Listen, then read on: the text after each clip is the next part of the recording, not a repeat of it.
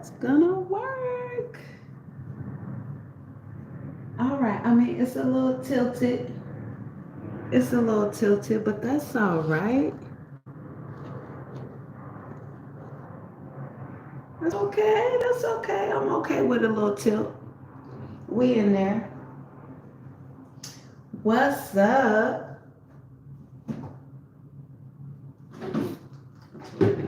What's up? Happy Saturday. Happy Saturday. I say this on all of my lives, but this is going to be short. This is not going to be a long, hour-long message. It's just something I want to provoke some thought about. That's what it is. This is a thought-provoking topic because this society is becoming very matriarchal, very female led is what I mean. And I think it just seems to me that we are losing touch with how important masculine energy is. Hello, welcome. And that's just what I want to provoke some thought about. How we embrace and attract and invite and just enjoy masculine energy, healthy masculine energy, because I know people always like to, come from, but, well, I like to speak about positive, healthy, growing things because that really is the majority. Um, Media, both social media and traditional media, highlights the negative in everything. So it seems like that is the majority of the world that we live in. In actuality, it isn't. The majority really is not chaos, disorder, destruction, deceit. It it really, really isn't. If it were, then the majority of people's lives would be in shambles. If that were the case. So again, I just want to provoke some thought on this. And here is my perspective of being very feminine and embracing and inviting healthy masculine energy around me into my life, and when I'm in the presence of it, how I enjoy it. And mainly for me, I feel like it's about focusing on my own feminine energy.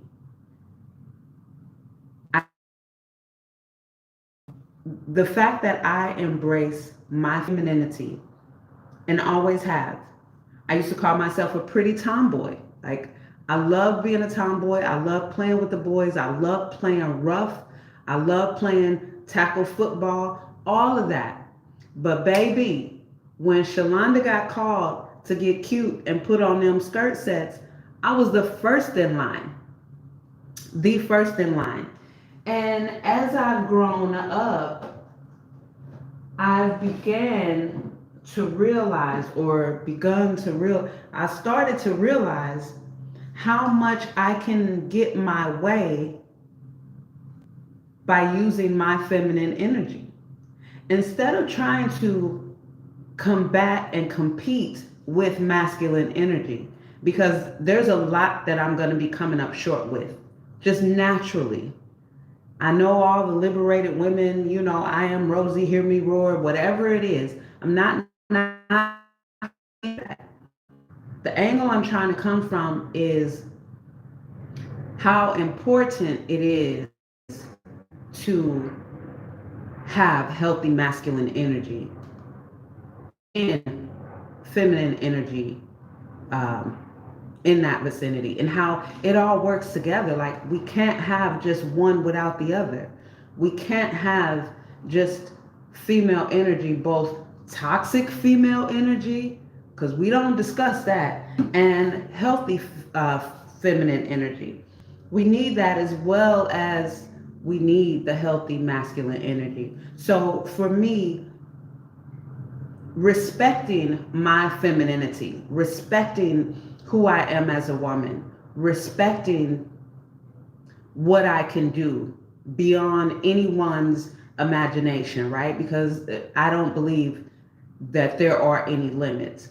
However, respecting my chromosomes to be what they were created to be, no more, no less, and recognizing that when I'm maneuvering through my life and there is masculine energy all around me, both unhealthy and healthy, how I attract the healthy masculine energy into me is by emitting what I need in that feminine energy. So, and I'm going to use the word pheromones, but not in any kind of sexual sense. However, just in the sense of sending out my feminine pheromones to attract whatever masculine energy I need at that time. That is what comes to me. And your spirit being, your energy level is exactly what is going to resonate with that opposite masculine energy. When I encounter, or not even encounter, when I'm in the presence of men that are, let's say, having a debate, right? Let's say you're in a public place, or let's say there are men, whatever scenario you want to put up in your head. But for me, let's say, because I see it happen all the time. Like strangers get into other strangers' conversations all the time, all the time. Let's not act like it's not an everyday occurrence, right? And sometimes it's welcome. So when I'm in the presence of masculine energy, and let's say they're having a conversation, no matter what the conversation is, whether I can maneuver my way into it or not. I've been in situations where if I want to be brought into that conversation for a female perspective, when it is warranted and where there is a space, I again will make my energy feminine and pleasant enough to where they will invite me into the conversation. And because my feminine energy is in complete compliance and respect of that masculine energy that's happening right now, I'm not going to come across as their mama. I'm not going to come across as a fucking know-it-all because I'm a woman. I'm not going to come across in any type of way that will cross or come across, what's the word that I want to do? I won't send out any energy that will be conflicting to the masculine energy that's already happening. Does that make sense? I don't know if I'm making sense to anybody other than myself. However, the point I'm trying to make, and it's not even in a nutshell, like this is such a complex topic because you got a bunch of back and forth, a bunch of scenarios that can be brought up, a bunch of anecdotal, circumstances that could be brought up, when really the gist of what I'm saying is when you embrace, and this, it goes both ways, but we hear this phrase toxic masculinity a lot, and we don't hear the just as damaging toxic femininity phrase at all. But it is a very real thing. And the fact that there's not enough respect and light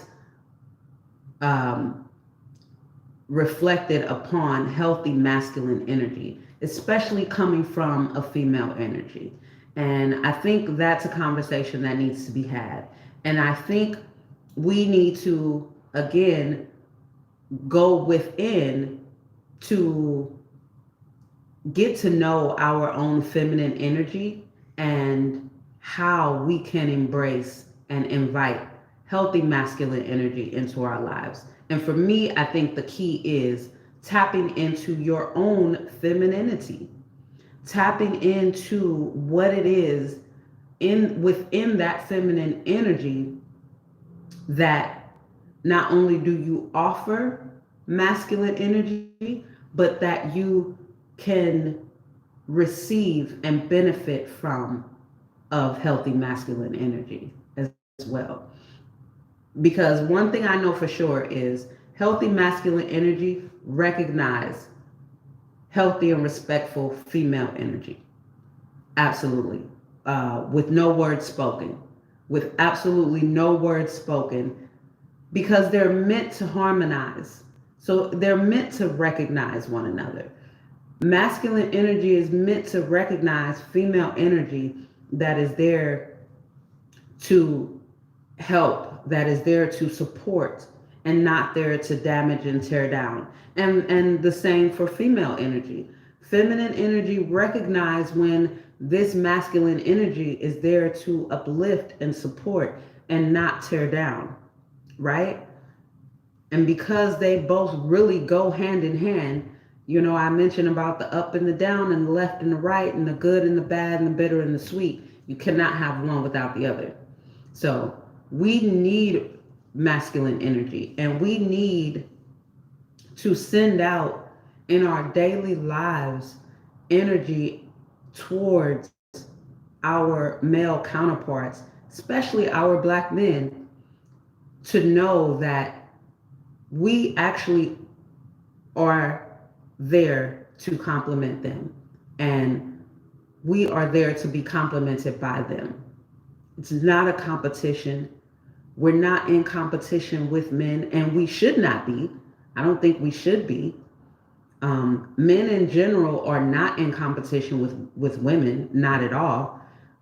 It was never, in the 80s and 70s and 60s, men were never like, oh, I can cook better than you. It was never whatever, even though I don't believe cooking and cleaning is a gender role at all. But you have the female that was like, I hear me roar and all this show shit. And I feel like we started to disrespect our own feminine energy. We started to disrespect the power of submission. And I'm going to end it on that. I want to briefly go into my view on submission, female submission especially. That is where so much of your power is. Many people may not know this about me, but I'm a kinkster. I've been in the BDSM community pretty much all of my adult life. That's just my relationship style preference. One thing, and so I'm going to come from that perspective. When it comes to submission, female submission, that masculine dominance only does what that female submission allows. It's all about consent, and it's all about pleasure. So let's take it out into the vanilla world. You have a woman who is submissive to her man, right? Now, what this looks like is a woman is compliant towards what her man wants. This man, this dominant energy, is more compliant to what that submissive feminine energy wants, because that dominant energy is really led and turned on by having a submissive feminine energy do what he wants and pleases, so that he can provide and do what this feminine energy wants, what this submissive energy wants and pleases. So from the get-go, the submissive feminine energy lays down what their rules are for pleasure. what their rules are for submitting. If this dominant masculine energy at any point does something outside of what this submissive feminine energy has given approval to, right? Has given approval to and approval for, then this submissive feminine energy, by all rights, by all means, now has the power to take their submission away from this dominant masculine energy. Because you can only do what I say and allow you to do to me.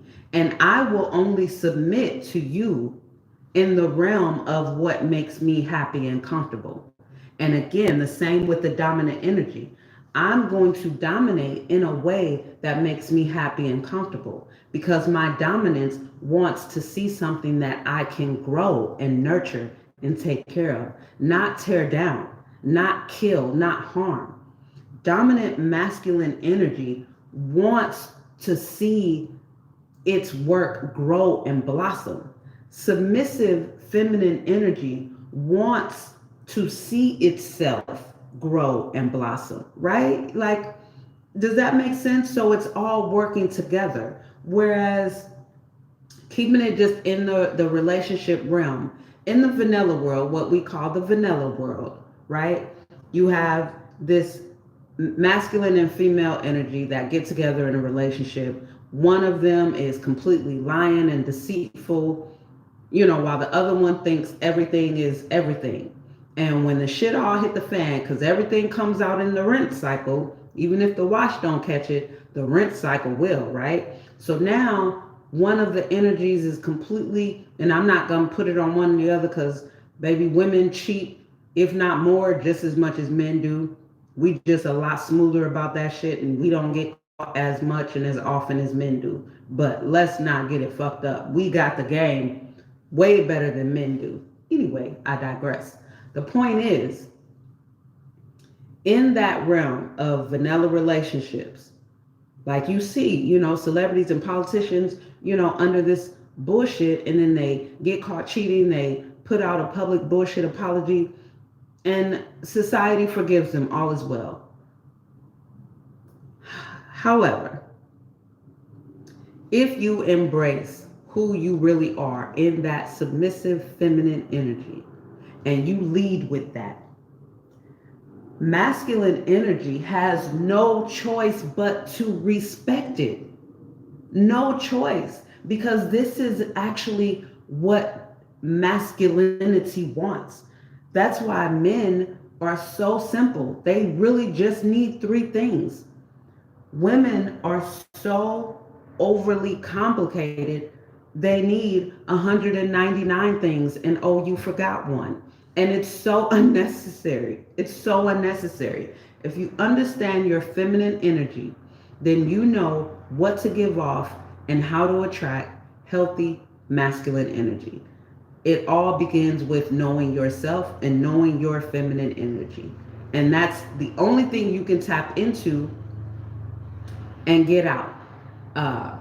That's it. I don't want to ramble because I did want to end on the submission part of energy. And so, I, for one, am an advocate for males and females working together. I'm an advocate for masculine energy. I'm an advocate for healthy masculine energy. And I'm an advocate for talking about toxic femininity. I don't think that's talked about enough, and I think we should, because our boys and our men out here need to know that we know it's a real thing, and they need to know that we support them. So that's my rant for today. Happy Saturday, you guys. I wish you well. Thanks for tuning in. Thanks for joining me, and enjoy this day.